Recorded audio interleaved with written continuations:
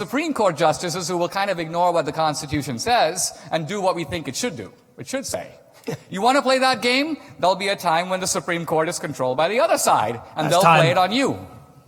So either we respect what the Constitution says, and if we want to change it, there's a way to do that. Ultimately, I think America remains the great defender of wealth creation. Look, the 20th century, America invented the airplane. America did not invent the car, but it mass-produced the car. America invented the computer. America invented, or certainly mass-produced, the cell phone. The whole information revolution of the late 20th century and early 21st century, America has played a critical role in creating possibility. And I'm not just talking about Chinese people now or Indians who can, who don't have to go to the beach to wash their clothes. Their lives are transformed. They have the same sense of possibility that you do right here at Dartmouth. And probably they're thinking over there, how do I get my kid to Dartmouth? That's the summit of their aspirations.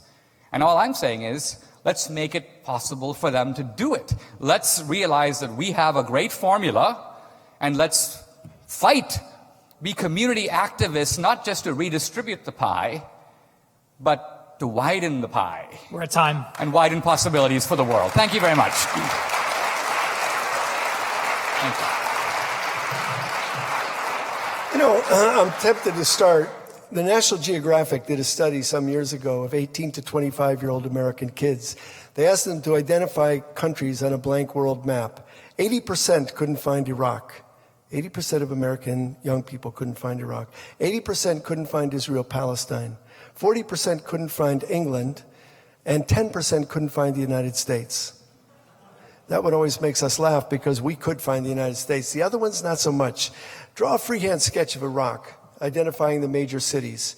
It's hard for Americans. That's what American exceptionalism leaves you with. It leaves you with a sense that we're the center of the universe and everybody should be like us. What's not exceptional is that everyone feels that they're exceptional. That's the crazy thing. So the idea of American exceptionalism, it just seems to me like a fool's errand. Why would we argue that we are the most important and everyone else should what? Bow down? The thing about American exceptionalism and the thing about the history that Dinesh brushes past is that it's a false construction completely. So for example, the history of the slave owners who founded this country, they didn't really want to have slaves, but they did it because it was necessary to found the Union. That is an absolute invention. Nothing like it is true. There's no truth to it. So look into the actual documents, look into the history and understand it. The idea that there are people out there lecturing people on what they should want in other countries. Where are those people? The people who are lecturing people on what they want are the people who are spending billions of dollars to invade those countries. And that's unjust, unfair, and ridiculous. You talk about Iraq. Actually, within 2 years, 80% of Iraqis wanted us out. That's what they wanted. And very typical of invading, occupying soldiers everywhere, you could hear almost every week a soldier in Iraq saying, gee, we didn't accomplish everything, but when we got here, there was nothing here. Nothing, really, in the cradle of civilization? It's an arrogance that drives us the wrong way. It's an arrogance that is not only foolish, but deadly. So the country as it is a mass of contradictions, as I said. It's rich with beauty, and it's also, and accomplishment, and it's also vicious with human denial. It's a place that both drains us and replenishes us. And this country is asking you to dive in. The tools are everywhere. Humor and art, protest and spectacle, the quiet intervention. I often think that the bumper sticker that says, if you're not pissed off, you're not paying attention, that's a good bumper sticker. It's true. You should be a little pissed off at the things that are out of balance that we can fix. But it's also only part of the equation. The other part is love and generosity. We live in a system that asks us to be greedy and narrow and small. And what we should do is fight to strengthen our imagination so that we can be large and inclusive. As I said earlier, the recipe for activism is to see the world as it really is, to dive in, to be astonished, to do something, and then to rethink. If you repeat that for a lifetime, you'll discover for yourself what's great about America. I want to say one word about education. The situation that we're in education is catastrophic in this country. And I appreciate the gentleman's question. It's catastrophic because we have constructed education, as we've constructed healthcare and food and housing, a lot of other things, as a market and nothing more and nothing less. I don't buy that construction. I think education is a human right. If it's a human right, then everyone has a right to access to it. And that's how we should view education. If it's a market, then things like downsizing, crushing the collective voice of teachers, handing it over to private entrepreneurs makes perfect sense. And reducing education to a test score as if that's what makes an educated person. We should resist that, and we should resist it with a view that education in a democracy, if it's anything at all, it's based on that fragile belief in the incalculable value of every human being. And that means, among other things, that what the most privileged and wisest parents have for their children, we as a community should want for all of our children.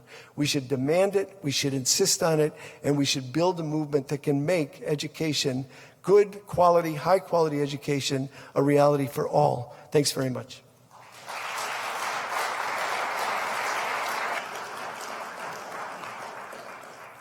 Thank you very much. That concludes the debate for this evening. We ask as you leave to please take a look at the tables we have set up outside. I think both Mr. Ayers and Mr. D'Souza will be selling and signing books. If you have any interest in speaking with them or getting an autograph, please consider stopping by. Thank you.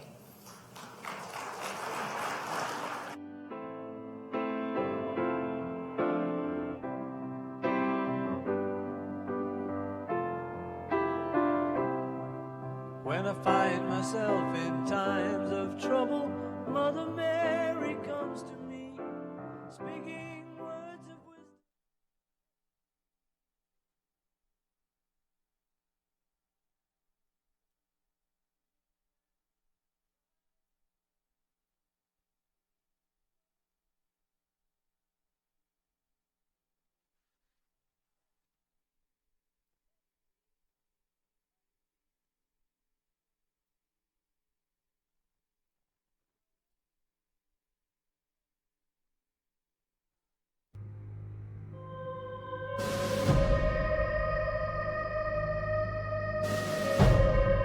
The film America is a patriotic film being released in time for the 4th of July.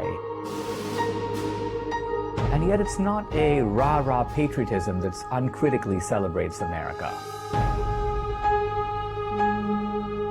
Rather, it's the patriotism that was referred to by Edmund Burke when he said, to love our country should be lovely.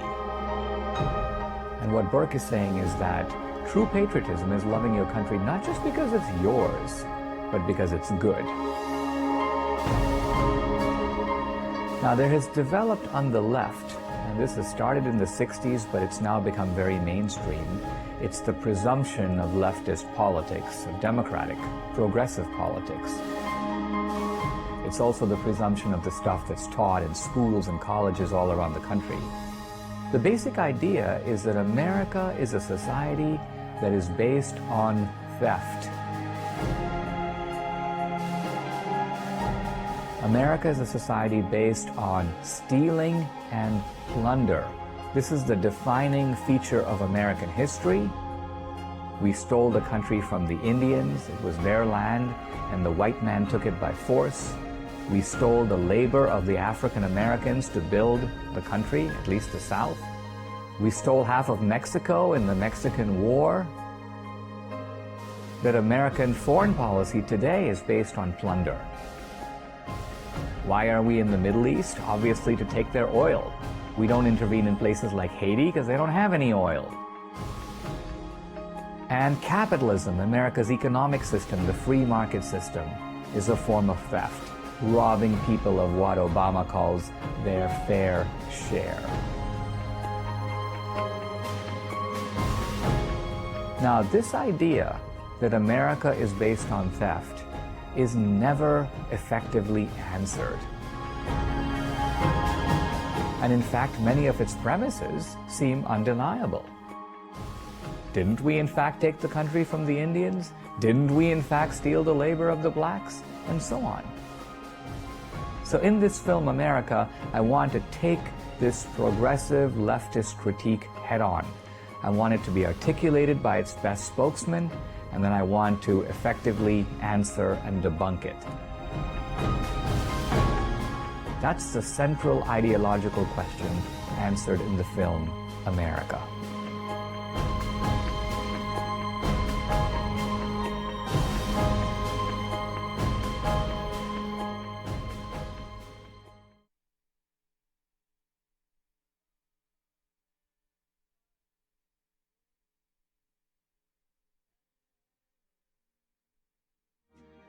To your door will never disappear. I've seen that road before.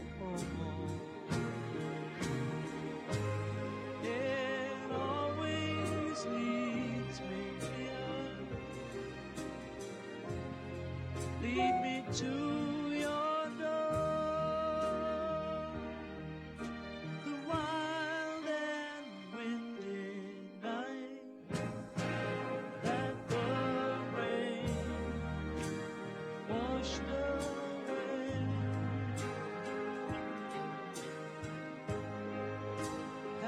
left